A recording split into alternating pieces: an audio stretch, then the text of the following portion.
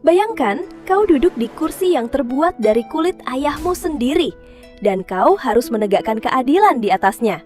Kedengarannya seperti kisah fiksi, tapi ini benar-benar terjadi di Kekaisaran Persia kuno.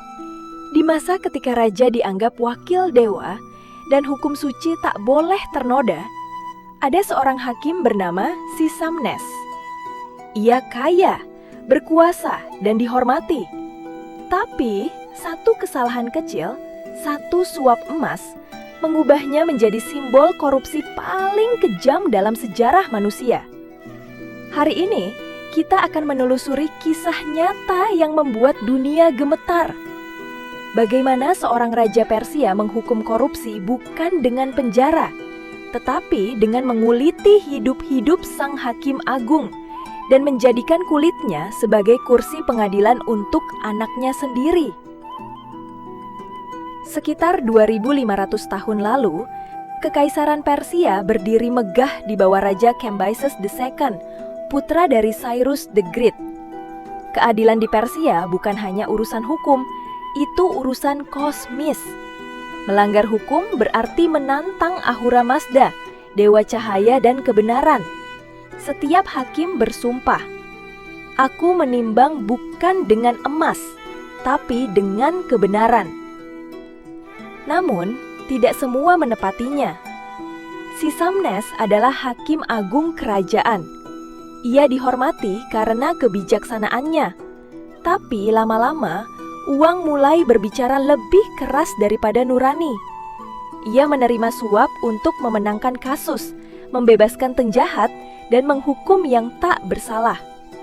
Tak ada yang berani menentangnya. Hingga laporan korupsi itu akhirnya sampai ke telinga sang raja. Cambyses murka. Bagi raja, pengkhianatan terhadap hukum sama saja dengan menghina para dewa. Raja memanggil Sisamnes ke istana. Di hadapan seluruh pejabat, raja menatapnya dengan dingin. "Kau menjual keadilan. Kau menjual nama Persia. Maka biarlah tubuhmu menjadi pelajaran bagi semua yang datang setelahmu." Kerumunan terdiam. Tak ada belas kasihan. Algojo datang membawa pisau perunggu. Sisamnes diikat di depan publik. Satu sayatan kecil membuka kulitnya, diikuti jeritan panjang yang bergema di pelataran istana. Tak ada darah yang ditumpahkan ke tanah, karena bagi bangsa Persia, tanah adalah unsur suci yang tak boleh ternoda. Maka seluruh proses dilakukan di atas panggung batu, perlahan, sampai akhirnya tubuh itu diam. Tapi perintah raja belum selesai. Jangan buang kulitnya, simpan, awetkan, dan jahitlah menjadi kursi pengadilan. Beberapa hari kemudian, raja memanggil Otanes, putra Sisamnes. Ia ditunjuk menjadi hakim agung yang baru. Raja menunjuk kursi di hadapannya. Kursi yang dilapisi kulit ayahnya sendiri. "Duduklah," kata sang raja. Setiap kali engkau menilai seseorang, ingatlah, hukum bukan milik manusia, tapi milik para dewa. Jika engkau korup, nasibmu akan sama seperti ayahmu. Otanes gemetar. Dan dari hari itu, setiap keputusan di pengadilan Persia diambil di atas kulit manusia. Kulit dari keadilan yang dikhianati. Bagi kita sekarang, hukuman itu tampak tak manusiawi. Namun di mata orang Persia kuno, ini bukan sekedar balas dendam, melainkan pembersihan dosa spiritual. Korupsi dianggap seperti penyakit yang menular dan hanya bisa disembuhkan lewat pengorbanan ekstrim. Cambyses ingin memastikan tak ada seorang pun yang berani bermain dengan hukum lagi. Selama bertahun-tahun, tak satu pun hakim berani menerima suap di bawah pemerintahannya. Apakah kisah mengerikan ini tak hilang ditelan waktu? Sejarawan Yunani Herodotus menulis kisahnya dalam catatan abad ke-5 sebelum Masehi. Ratusan tahun kemudian, pelukis Eropa Gerard David menggambarkan kisah ini dalam lukisan The Judgment of Cambyses yang kini tersimpan di Bruges, Belgia. Memperlihatkan dua adegan, pengulitan sang hakim dan kursi pengadilan dari kulitnya. Bagi sebagian orang, itu adalah kisah kekejaman. Tapi, Bagi sejarah, itu adalah peringatan. Setelah kursi dari kulit manusia itu diletakkan di ruang pengadilan, kerajaan berubah. Setiap orang yang datang ke ruang sidang tidak lagi melihat sekedar kursi. Mereka melihat peringatan hidup. Otanes, anak sang hakim, kini memimpin ruang pengadilan itu. Setiap pagi, sebelum duduk, ia selalu menatap kursi itu lama. Warna kecoklatan kulitnya, jahitan yang membentuk pola menyerupai urat manusia, semuanya mengingatkannya pada wajah ayahnya yang dulu tersenyum di meja makan keluarga. Namun kini, kursi itu dingin, dan diamnya seperti bisikan dosa yang tak pernah padam. Beberapa saksi mencatat, setiap kali Otanes menjatuhkan vonis, ia berbicara dengan suara gemetar namun penuh keyakinan. Hari ini aku menegakkan hukum, bukan untuk membenarkan ayahku, tapi untuk menebusnya.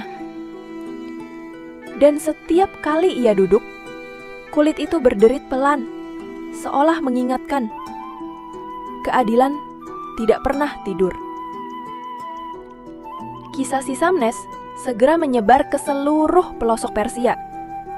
Para pedagang di pasar berbisik. Para pejabat menunduk setiap kali mendengar nama sang hakim yang dikuliti.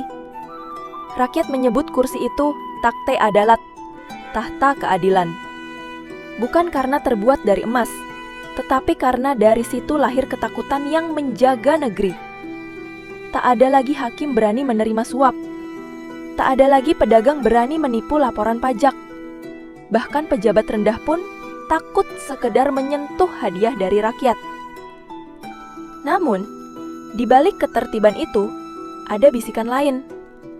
Sebagian orang mulai bertanya, apakah keadilan harus selalu ditegakkan lewat penderitaan? Pertanyaan itu tak pernah dijawab. Karena di masa itu, rasa takut dianggap lebih kuat dari kesadaran. Waktu berlalu, Kambises meninggal, dan kursi dari kulit manusia itu perlahan hilang dari istana. Namun, kisahnya tidak pernah benar-benar lenyap. Setiap generasi hakim di Persia selalu mendengar namanya. Si Samnes, sang pengkhianat hukum, dan Otanes, sang penebus yang duduk di atas warisan dosa. Para penulis kuno mengatakan, kadang Otanes menolak makan selama berhari-hari setelah persidangan, seolah-olah setiap keputusan yang ia buat adalah luka baru bagi dirinya sendiri. Dan mungkin itulah harga dari keadilan yang dibayar dengan darah keluarga. Dunia modern mungkin tak lagi mengenal kursi dari kulit manusia, tapi simbolnya tetap hidup. Setiap kursi kekuasaan, setiap jabatan hakim, setiap sumpah pejabat publik, semuanya adalah kursi yang terbuat dari kepercayaan rakyat. Dan bila kepercayaan itu dikhianati, sejarah telah membuktikan hukum punya caranya sendiri untuk menagih keadilan. Kekuasaan tanpa kejujuran akan menguliti pemiliknya sendiri. Jika kisah ini membuatmu berpikir ulang tentang arti keadilan, jangan lupa tekan like, subscribe. Menurutmu, apakah hukuman seperti ini bisa dianggap adil? Atau hanya kebrutalan semata?